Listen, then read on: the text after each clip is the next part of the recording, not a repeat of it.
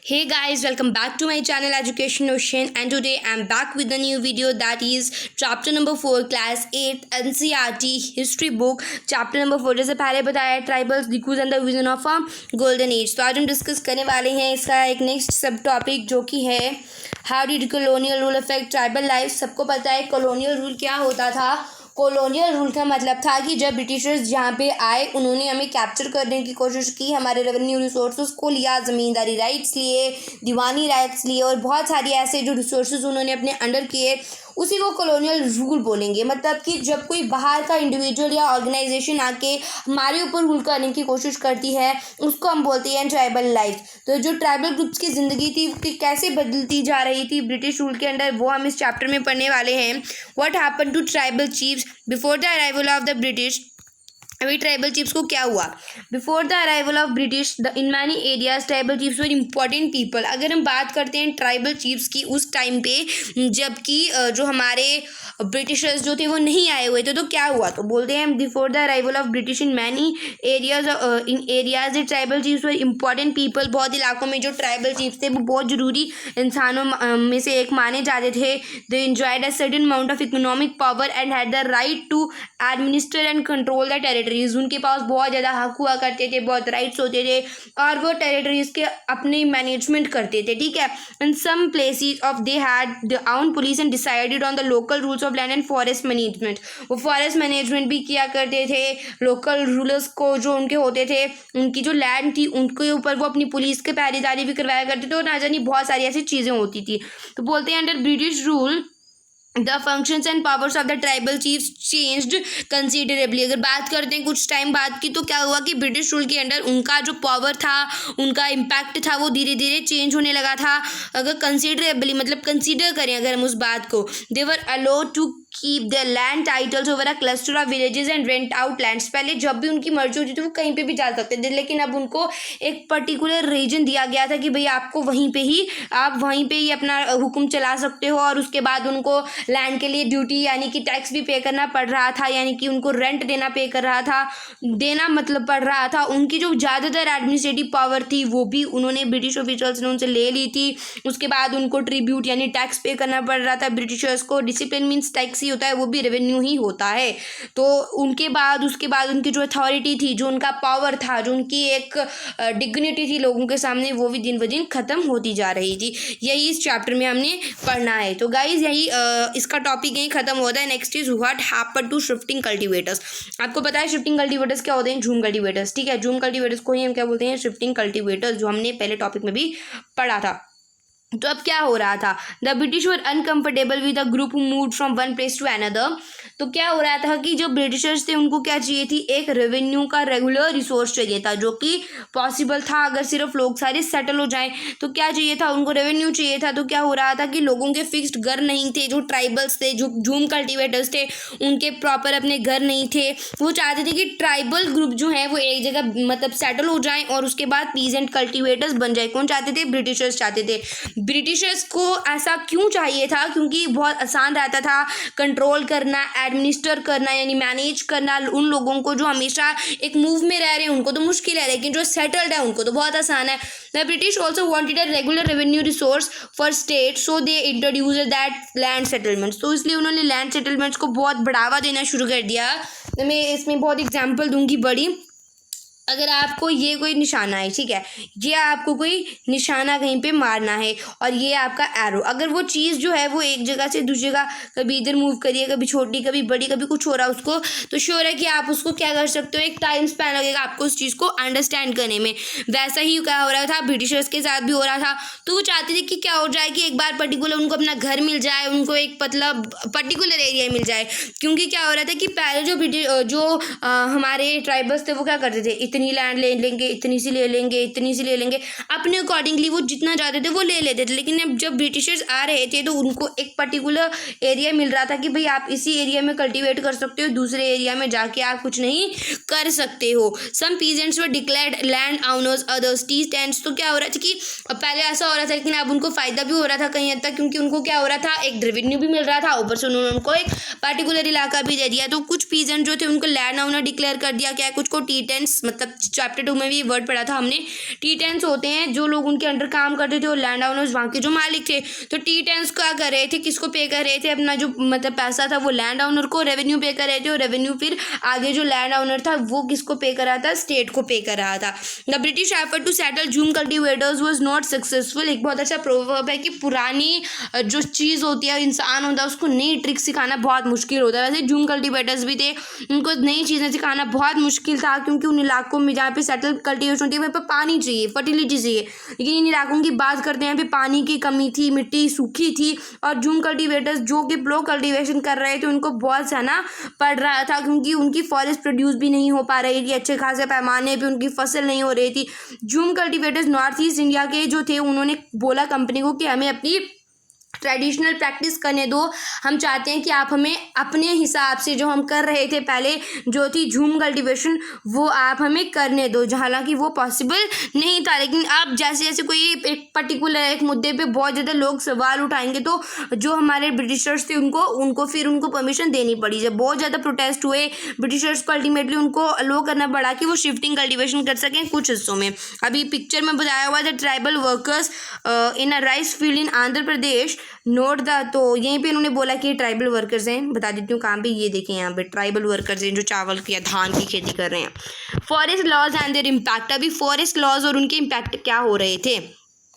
The life of tribal groups, as you know, have seen, was directly connected to forest. So changes in the forest laws had a considerable effect on tribal lives. तो अभी tribal की life की बात करते हैं तो बहुत उनके ऊपर ज़िंदगी पे बहुत इफेक्ट पड़ रहा था। जो ब्रिटिश थे उन्होंने क्या कर दिया था, अपनी जो फॉरेस्ट उनको बोला कि ये हमारी स्टेट प्रॉपर्टी है, वो उन्होंने कुछ को तो बोल दिया ये रिजर्व्ड फॉरेस्ट है, यहाँ पे सिर्फ और सिर्फ टिम्बर उगाया जा सकता है, यहाँ पे आप कुछ और नहीं उगा सकते हो। हालांकि वो पॉसिबल नहीं था। अभी क्या हो रहा था, जो ब्रिटिश राजा थे वो हर बार नहीं हो सकता, तो ये इन फॉरेस्ट में जो लोग थे उनको मूव करना नहीं दिया जा रहा था, उनको हंटिंग नहीं करने दी जा रही थी, उनको फ्रूट्स कलेक्ट करने नहीं दिए जा रहे थे, तो अब वो कैसे जिएंगे। इसलिए बहुत ज़्यादा जो थे उनको अलग अलग एरियाज़ में जाना पड़ा, काम की तलाश में, खाने की तलाश में और बहुत सारी चीज़ों की तलाश में।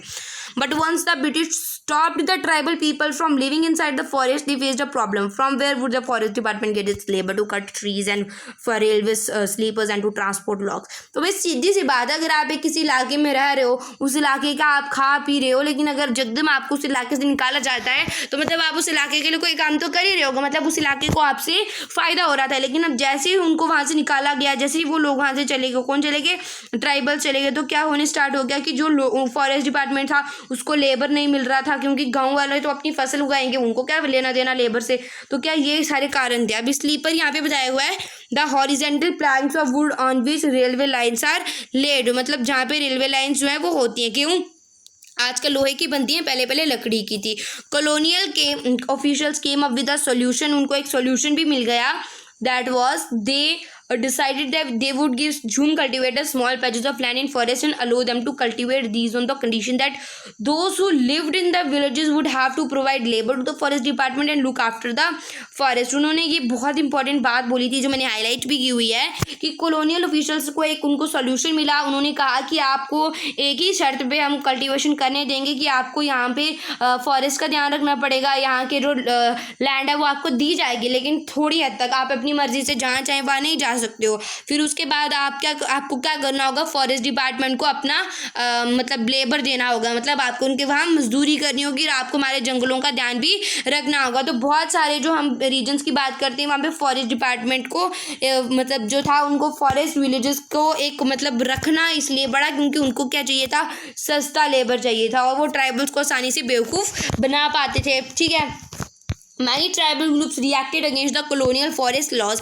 अब कॉलोनियल गवर्नमेंट तो पता है जो आई, सेटल हुई और उन्होंने हमारे ऊपर कब्जा भी शुरू कर दिया। उन्होंने बोला कि भाई हमें क्या चाहिए कि भाई हम आपके खिलाफ आवाज़ उठा रहे हैं। They disobeyed the new rules, continued with practices that were declared illegal and at times rode in open rebellion. बहुत सारे आंदोलन उन्होंने शुरू कर दिए, उन्होंने जो नए रूल्स बन रहे थे उनको ख़त्म कर दिया। उन्होंने कहा कि जो भी आप प्रैक्टिसेस ये कर रहे हो ये बिल्कुल गैर कानूनी है, जिनको आप गैर कानूनी आज घोषित कर रहे हो, ये बिल्कुल गलत है और हम चाहते हैं कि हम आपके रूल्स को नहीं फॉलो करेंगे और हमें हमारा अधिकार मिल के रहेगा। और ये बात उन्होंने इस वक्त कही थी। उन्होंने कहा कि हम आपके अंडर नहीं काम करने वाले। अब यहाँ पे बहुत इंपॉर्टेंट पॉइंट आ रहा है, मैं सबसे पहले बता देती हूँ। Such was the revolt of Sangram Sangma in 1906 in Assam and the forest satyagraha in the 1970s in the central provinces like Delhi. तो क्या हो रहा था कि जब रिवॉल्ट हुई संग्राम संगमा और 1906 में और असम में और उसके बाद 1930s में सेंट्रल प्रोविंसेस में, तो ये बहुत इंपॉर्टेंट है कि क्यों हुई थी, क्योंकि यहाँ पे उन्होंने कॉलोनियल जो हमारे लॉज थे उनके अगेंस्ट अपनी आवाज़ उठाई थी। द प्रॉब्लम विद ट्रेड, अब ट्रेड से क्या परेशानी थी उन लोगों को, ठीक है। तो बोलते हैं during the 19th century tribal groups found that traders and money landers were coming into the forest more often. वो बहुत बार वहाँ पे आ रहे थे, स्पेशली 19th century में, मतलब 18th के टाइम पे। बता देती हूँ सेंचुरी का कॉन्सेप्ट अभी मेरे माइंड में आया, मुझे लगा आपको मुझको बता ही देना चाहिए। तो देखिए क्या होता है, अभी हम बोलते हैं ना 21st century चल रही है, लेकिन अभी कौन सी बेसिकली अभी कौन सा ये लिखते हैं, अभी कौन सा ईयर चल रहा है, 2020 चल रहा है, ठीक है। तो मतलब वो 2020 है, 21st century बोलेंगे मतलब ईयर एक साल पीछे चलता है। वैसे इन्होंने यहाँ पे बोला हुआ है यहाँ पे इन्होंने बोला हुआ है 19th century, लेकिन कौन सा ईयर चल रहा है, 18th का ईयर चल रहा है, ठीक है। तो बहुत ज़्यादा उनको फॉरेस्ट में आना पड़ रहा था, वहाँ पे वो फॉरेस्ट प्रोड्यूस को खरीद रहे थे, उनको लोन दे रहे थे, उनको बोल रहे थे कि आप मजदूरी पे काम भी कीजिए। उनको ट्राइबल ग्रुप्स जो थे उनको बहुत बार टाइम लगता था अंडरस्टैंड करने के लिए कि क्या कॉन्सिक्वेंसेज है। बहुत ज़्यादा नई जब चीज़ें आती हैं हमें थोड़ा टाइम लगता है उस चीज़ को समझने के लिए। वैसा किसके साथ हो रहा था, ट्राइबल्स के साथ। Let us consider the case of silk growers. अभी सिल्क ग्रोअर्स का ही केस अगर कंसीडर करते हैं, in the 18th century Indian silk was in demand in European markets. अभी यूरोपियन मार्केट्स में क्या हो रहा था, इंडियन सिल्क की बहुत ज़्यादा डिमांड थी, जो बहुत फाइन क्वालिटी अच्छी क्वालिटी की सिल्क जो थी वो हाईली, उसकी बहुत ज़्यादा डिमांड थी और वो उनकी डिमांड बढ़ती ही जा रही थी। जैसे जैसे मार्केट बढ़ रहा था, ईस्ट इंडिया कंपनी के ऑफिशियल ट्राई कर रहे थे कि ज़्यादा से ज़्यादा जो सिल्क प्रोडक्शन को ही बढ़ावा दिया जाए। हजारीबाग जो कि एक प्रेजेंट डे झारखंड में एक इलाका है जहाँ पे संतल्स रहा करते थे, वो कुकून्स पाला करते थे। जो ट्रेडर्स थे जिनके पास सिल्क होती थी वो क्या करते थे, उनके एजेंट्स को लोन देने के लिए भेज देते थे और कुकून्स ले लिया करते थे। अब वो क्या हो रहा था कि वो 3 या 4 रुपए में 1000 मतलब इतने जीरो हाउस में, मतलब 1000 कुकून्स जो थी वो क्या कर रहे थे, सिर्फ 3 या 4 रुपए में उनसे खरीद रहे थे। तो वो कितना सस्ता अमाउंट है। Then they were exported to Burdwan और Gaya where they sold at 5 times the price. मतलब कि अगर बाई चांस वो 3 रुपये का खरीदा जा रहा था तो 5 times मतलब 15 रुपये के वो बेचे जा रहे थे। और उस टाइम 15 रुपये भी बहुत 5 times उन्होंने बोला है, 5 times मतलब 3 5 कितना होता है, तो मतलब बहुत होता है 15 रुपीज़ उस टाइम पे भी। The middle man so called because they arrange the deals between exporters and silk growers. जो मिडिल मैन मतलब जो हमारे देश के व्यापारी थे उसको इसमें बहुत फ़ायदा हो रहा था, क्योंकि हालांकि जो हमारे अपने देश के मतलब दूसरे देश के एक्सपोर्टर्स थे उनको भी बहुत फ़ायदा हो रहा था। The silk growers earned very little, understandably many tribals that saw that the market and the traders as their main enemies। उनको धीरे धीरे तो ये बात भी लगने लगी तो मार्केट है और जो ये सारे लोग हैं ये इनके सबसे बड़े दुश्मन है। और दुश्मन किस लिए हैं, क्योंकि ये इनको लोन तो देते ही हैं लेकिन बहुत सस्ते में इनसे माल भी खरीदते हैं। पिक्चर दी हुई है गोंडारा विमेन वीविंग। तो यहाँ पे कोई कपड़े को ज़्यादातर तो सिल्की था इनके पास, उसको ये वीव कर रही हैं। अब यहाँ पे ये हंजांगिन के देखिए ड्रेसिंग स्टाइल देखिए, और ये भी देख लीजिए कि ये इन्होंने अपना जो बच्चा है इसको भी साथ में लिया, मतलब ये काम करती थी उस वक्त भी। Young women weaving a mat for domestic work was not confined to the home. They carried their babies with them to fields and factories। ये बहुत गलत बात थी, वुमेन को ही लेके जाना पड़ रहा है। फिगर यहाँ पे भी देख लेते हैं, बोलते हैं कोल माइनर्स। तो ये तो वही है, अंधेरा दिख रहा है, गुफा में हैं, तो ये बहुत इंपॉर्टेंट पॉइंट है। This is very very important. Basically मुझे लग रहा है बहुत इंपॉर्टेंट क्वेश्चन होता है ये चीज़। तो गाइज़ ये बात अच्छे से याद रखिएगा, ये चीज़ बहुत इंपॉर्टेंट है, कहीं भी कम्पिटेटिव एग्जाम्स में आती है। द सर्च फॉर वर्क, तो जो काम की तलाश। The plight of tribals who had to go far away from their homes in search of work was even worse. अब उनकी कंडीशन और ख़राब होती जा रही थी। From the late 19th century tree planters started coming up with mining as a new important industry. Mining मतलब कि कोयले की खदानों में वो काम करते थे। देखते हैं ना आप डिस्कवरी में आता है बियर ग्रिल्स, आता है ना वो ज़्यादा। एक बारी शायद वो किसी डिस्कवरी में गया था जहाँ पे उसने मतलब एक कोयले की खदान में जाके खुदाई की थी ना। वैसे ही यहाँ पे अंधेरे में गए हुए हैं, देख रहे हो आप। तो क्या होता था वहाँ पे, देखिए यहाँ पे इन्होंने बताया भी है यहाँ पे कि 19 और 20s में 50% माइनस झारिया राजस्थान कोल माइंस में जब काम कर रहे थे ना, तो क्या हुआ था कि जब नीचे वो काम करते डेंजरस नहीं होता, लेकिन 1920s में 2000 वर्कर्स हर साल मर रहे थे, मतलब उस टाइम की बात करते हैं। तो बोलते हैं कि ट्राइबल जो थे उनको रिक्रूट मतलब सेलेक्ट किया जाता था पहले तो ट्री प्लांट आसाम में और एक कोल माइन झारखंड में। और क्या हो रहा था कि कॉन्ट्रैक्टर्स उनको जो लो वेजेस तो दे ही रहे थे, साथ में उनको घर जाने से भी रोक रहे थे। अब एक क्लोजर लुक हम देखेंगे। सो गाइस ये भी कुछ क्वेश्चंस ही हैं। Through the 19th century and 20th century, tribal groups in different parts of the country rebelled against the changes in laws, restrictions on their practices and the new taxes they had to pay. तो पहले उनको इतना tax तो पे नहीं करना पड़ता था, इतना वो कमाते नहीं थे जितना उनको टैक्स में देना पड़ता था। तो बोले कि जब 19 और 20th सेंचुरी की बात करते हैं तो ट्राइबल ग्रुप्स अलग अलग हमारे देश का जो पार्ट है वहीं पे बात करें तो उन्होंने बहुत ज़्यादा आंदोलन भी इसके खिलाफ छेड़े। उन्होंने कहा कि हमारी प्रैक्टिसेस पे जो ये रिस्ट्रिक्शंस आप लोग लगा रहे हैं बिल्कुल गलत है, इसको बंद करवाया जाना चाहिए। अभी यहीं पे इन्होंने कुछ रिस्ट्रिक्शंस के बारे में इन्होंने बताया भी हुआ है, जो यहाँ पे इन्होंने मेन बताया हुआ है। The Coles rebelled in 1831, the Santals Rose revolt in 1855, Bastar rebel in Central India 1910, Wali revolt Maharashtra 1940। तो मूवमेंट बिरसा ऐसी मूवमेंट थी। कोल्स ने कब किया? 1831 में किया। संथल्स ने कब किया? 1855 में किया। Bastar rebel in central India में हुआ था जो 1910 में हुआ था, और वली रिवोल्ट महाराष्ट्र में 1940 में होता था। ये बहुत इंपॉर्टेंट रेबेलेंस के नाम दिए हुए हैं। बिरसा मुंडा के बारे में पढ़ेंगे। कौन थे बिरसा मुंडा? हमने पहले पेज में भी बेसिकली पढ़ा था, फिर से पढ़ते हैं इस पर डिटेल में बता।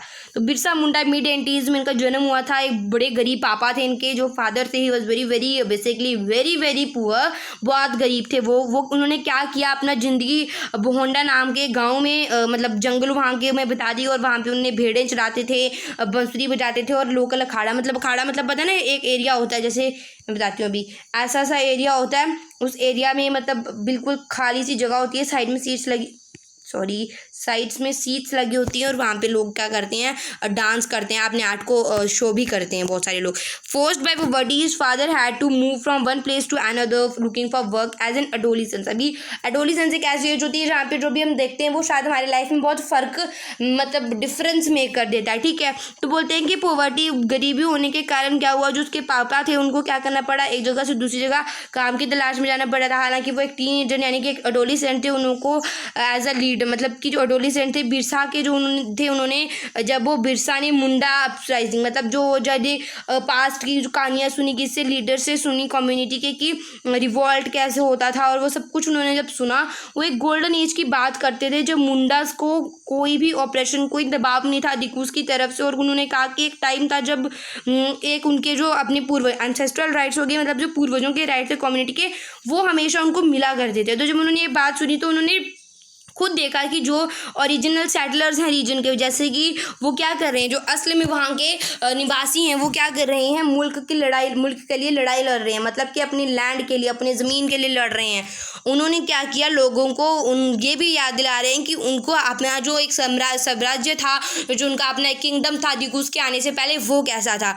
तब जब बिरसा अब जो थोड़े बेसिकली अब वो एक एडोलिसेंट थे, तो जब वो लोकल मिशनरी स्कूल में गए जो कि क्रिश्चियन मिशनरी थे, वहाँ पे उन्होंने सुना कुछ सरमन्स, कुछ पंडित टाइप भी, जैसे हमारे पंडित होते हैं हिंदूज़ में, वैसे मिशनरीज़ में या क्रिश्चियंस में सरमन्स को सुना कि उन्होंने वहाँ पे उन्होंने सुना क्या कि जो मुंडास हैं उनको किंगडम मिल सकता है हेवन का, यानी स्वर्ग जो उनको एक किस्म से धरती पे भी मिल सकता है, अगर जो उन्होंने राइट्स खोए वो भी उनको मिल सकते हैं।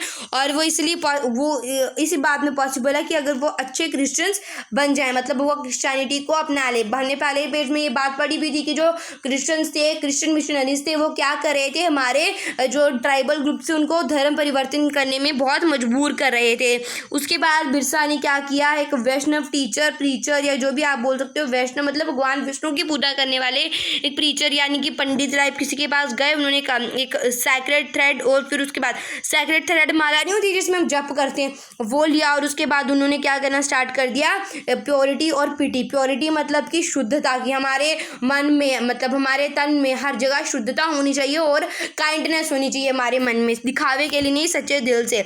बिरसा वाज डीपली, अभी मैं बता देना चाहती हूँ वैष्णव, यहाँ पे भी इसका मीनिंग दिया हुआ है, worshipped bye Vishnu, worshippers of Vishnu, भगवान विष्णु का पूजा करने वाला इंसान। Birsa was deeply influenced by many of the ideas he came in touch with his growing up years. जब वो बड़ा हो रहा था या जब वो एडोलेसेंट या टीनेजर थे, जब उन्होंने वो बातें सुनी थी तो शायद उनके दिमाग में कहीं उसका बहुत गहरा असर पड़ा। उनकी जो मूवमेंट थी वो क्या कर रही थी कि ट्राइबल सोसाइटी को दिक्कू से बचा के रहेंगे, ये हमारी पक्की पक्की मुहिम है। उसके बाद उन्होंने मुंडास को कहा कि लिक्वर मतलब शराब मत पियो, अपने विलेज को साफ कर दो, और ये जो आप लोग ये अंधविश्वास में या ये गंदी बातों में विश्वास रख रहे हो इनको भी भूल जाओ अपने मन से। But we must remember that Birsa also turn against missionaries and Hindu landlords. हालांकि उन्होंने हिंदू लैंडलॉर्ड जो थे वो हिंदू ही होते हैं जो भगवान विष्णु की बेसिकली पूजा करते हैं, लेकिन भगवान वैसे किसी के नहीं होते, लेकिन ज़्यादातर भगवान विष्णु की पूजा हिंदू ही करते हैं। तो बोलते हैं कि जो मिशनरीज और हिंदू से बातें सुनी थी शायद उनको लगा कि वो ठीक है, लेकिन सिवाय वो धर्म परिवर्तन वाली, लेकिन उनको ये बात पक्की पता थी कि वो अपने देश के लिए लड़ाई लड़ रहे थे, लेकिन उन्होंने किससे सुनी थी, हिंदू से ही सुनी थी। लेकिन फिर भी वो उनकी बातों में यकीन तो कर रहे थे, लेकिन फिर भी वो हिंदू लैंडलॉर्ड्स और मिशनरीज के खिलाफ ही रहे शुरू से। ही saw them as outside forces that were ruining the Munda way of life. उन्होंने देखा कि वो बाहरी लोग हैं जो क्या कर रहे हैं, मुंडास की जो लाइफ है, हमारी जो ट्राइबल लाइफ है, उसको तबाह करने की कोशिश कर रहे हैं। 1895 में उन्होंने अपने फॉलोअर्स को कहा कि आप क्या करें, गोल्डन एज जिसको हम सतयुग बोलते हैं, सतयुग पता है ना क्या था, जब सच्चाई थी, जब अच्छाई थी, जो मुंडास थी उन्होंने गुड अच्छा मतलब लाइफ जी, उन्होंने एम्बैंकमेंट्स यानी कुछ अच्छे काम किए या कुछ भी उन्होंने किया, नेचुरल स्प्रिंग्स बनाई यानी कि कुछ बावड़ी बनाई या कोई स्प्रिंग बनाया, कुछ भी बनाया उन्होंने, कोई पानी का स्रोत बनाया, trees and orchards they made. उसके बाद उन्होंने अपने भाइयों को कभी नहीं मारा, उनके रिलेटिव्स को कभी नहीं मारा, बड़ी ईमानदारी से वो रहे, और उसके बाद उन्होंने अपनी फील्ड्स को भी अच्छी तरह ग्रो किया। What worried British officials was the political aim of Birsa movement. Birsa से कोई बेसिकली परेशानी नहीं थी ब्रिटिशर्स को, दे वर नॉट पर्सनली कोई परेशानी होती है हमें, पर क्या कारण था उसकी मूवमेंट का, जो मूवमेंट बिरसा चला रहे थे। तो मूवमेंट कौन सी चला रहे थे कि दिक्कूस को हमारे इलाके से बाहर दफा कर दो, उनको निकाल दो यहाँ से। For it wanted to drive out missionaries, money lenders, Hindu landlords and the government and set up a Munda raj with Birsa at its head. तो वो क्या चाहते थे कि जो मतलब मिशनरीज है, मनी लैंडर्स है, लैंडलॉर्ड्स है, गवर्नमेंट है, ये सब क्या करे कि मुंडा राज हो, और किसका राज हो, बिरसा का राज हो। ये बात खटक रही थी ब्रिटिशर्स को, ये बात उनको पता चल चुकी थी। The movement identified all these forces as the cause of misery and Mundas were suffering. जो मुंडा ट्राइब थी वो सफ़र कर रही थी, क्योंकि उन्होंने ये मूवमेंट छेड़ी तो नहीं थी, मतलब कि पहले नहीं छेड़ी थी, छेड़ने से पहले वो इसलिए सफ़र कर रही थी। क्यों कर रही थी? क्योंकि जो ब्रिटिशर्स थे वो उनको अपने दबाव में लाना चाह रहे थे। अब है the land policies of the British were destroying there traditional land system. Traditional land system मतलब झूम कल्टिवेशन, अभी ट्रेडिशनल मतलब लैंड पॉलिसीज ब्रिटिश की झूम कल्टिवेशन डिस्ट्रॉय कर रही थी। हिंदू लैंडलॉर्ड्स और मनी लैंडर्स उनकी लैंड ले रहे थे। क्यों ले रहे थे? आज भी ऐसा होता है, जब वो लोन देते हैं, अगर लोन नहीं चुका पाओ तो वो लैंड को छीन लेते हैं। As the movement spread the British official decided to act, they arrested Birsa in 1895। Finally 1895 में उन्होंने बिरसा को ले लिया, उसको कहा कि अभी इसको हम जेल में रखेंगे, और बहुत ज़्यादा 2 सालों के लिए उसको जेल में रखा गया। When Birsa was release in 1897 he began touring to the villages to gather support. उन्होंने जब उनको 1895 में जेल से छोड़ा गया तो उन्होंने अलग अलग गाँव में जाना शुरू किया। उन्होंने ट्रेडिशनल सिंबल्स यूज़ किए कि भाई भगवान राम ये वो, उन्होंने ऐसे लोगों का माइंड के साथ खेलना स्टार्ट किया, क्योंकि वो चाहते थे कि ब्रिटिशर्स यहाँ से जल्द बाहर निकल जाएं। तो रावणा मतलब कि दिक्कूस और यूरोपियंस को उन्होंने यहाँ पे रावणा कहा। रावण पता ना कौन थे? पता है ना रावण कौन था? And establish a kingdom under the his leadership. तो क्या वो चाहते थे कि बिरसा राज हो। बिरसा के जो फॉलोअर थे उन्होंने सिंबल, दिक्कू के जो सिंबल क्या, जैसे उनके फ्लैग हो गया, उनकी मूर्तियाँ या जो भी उनकी सोच थी उसके ऊपर शिकार किया। उन्होंने पुलिस स्टेशन की, चर्चिज़, प्रॉपर्टी, मनी लैंडर्स मतलब जो मनी लैंडर्स की या ज़मींदार की प्रॉपर्टी थी उसको ख़राब करना शुरू कर दिया, चर्चिज़ ख़राब किया। और उन्होंने बिरसा राज का जो एक फ्लैग चूज़ किया था वो कौन से कलर का था? वाइट कलर का था। ये बहुत इंपॉर्टेंट है। In 1900 Birsa died of cholera and the movement faded out. सीधी सी बात है, अगर कोई इंसान जिंदा होगा तो ही मूवमेंट होगी ना। बिरसा राज ये था वो तो हुआ नहीं, क्योंकि Birsa died, he was no more. तो बोलते हैं 1900 में जब बिरसा कॉलरा के कारण मरा तो फिर उसके बाद ये मूवमेंट भी धीरे धीरे फेंट होने लगी। लेकिन ये मूवमेंट बहुत इंपॉर्टेंट थी कॉलोनियल गवर्नमेंट के अंदर। 2 कारण थे, देयर वर 2 रीजंस बेसिकली। पहला था कि कॉलोनियल गवर्नमेंट को इन्होंने इतना मजबूर किया कि इनकी जो लैंड थी ट्राइबल्स की वो इतनी आसानी से दिक्कत नहीं ले सकते हैं, ये उन्होंने उनको प्रूव करके दिखाया। सेकेंड था कि एक बार फिर से उन्होंने कहा कि ट्राइबल लोग को इतनी कैपेसिटी है कि वो आपके खिलाफ आवाज़ उठा सकते हैं, जैसे हमारे महात्मा गांधी, चाचा नेहरू या जिन्होंने भी किसी ने भी आवाज़ उठाई, मैं किसी एक फ्रीडम फाइटर का नाम नहीं ले सकती, कितने रेवोल्यूशनरीज थे, कितनों ने आवाज़ उठाई, लेकिन क्या साबित करके दिखाया उन्होंने ब्रिटिशर्स को कि हम लोग एक भारतीय हैं और हम लोग अपने हक की लड़ाई लड़ना अच्छे से जानते हैं। दे डिड दिस इन आउन स्पेसिफाई वे, इन्वेंटिंग देयर आउन rituals and symbols of struggle. उन्होंने ये बात साबित की थी कि हम लोग भी कुछ करके आपको दिखा सकते हैं। अब है fill in the blanks. The British describe the tribal people as wild and savage. जो सिंपल सी बात है, जो ब्रिटिश लोग थे उनको क्या लगता था कि ट्राइबल पीपल कैसे हैं, पहले नंबर तो they are wild, second number they are savage, मतलब कि गवार टाइप के लोग हैं, ठीक है। फिर the method of sowing seed and jhum cultivation is known as broadcast. Broadcast जो हमने पढ़ा था, ब्रॉडकास्ट पता ना आपने पढ़ा था ना आपने, broadcasting the seeds, BROADCASTING। The tribal chiefs got dash titles in central India under the British land settlements. जो ट्राइबल चीफ्स थे उनको कौन से इंपॉर्टेंट, पावरफुल, अगर इंपॉर्टेंट की बात करें तो वही इंपॉर्टेंट टाइटल्स उनको मिले थे, कब, सेंट्रल इंडिया में, ठीक है। Tribals went to work in the, ये तो सीधी सी बात है, असम की टी प्लांटेशंस में वो काम करते थे ट्राइबल्स। और बिहार में वो कहाँ पे थे, ये तो सबको बताइए, हमने पढ़ा हुआ, पूरा अच्छे से पढ़ा था हमने, मैं सब बेसिकली बता रही थी फॉर योर नॉलेज। तो कोई भी अगर आपको इस चैप्टर में कन्फ्यूजन लगे तो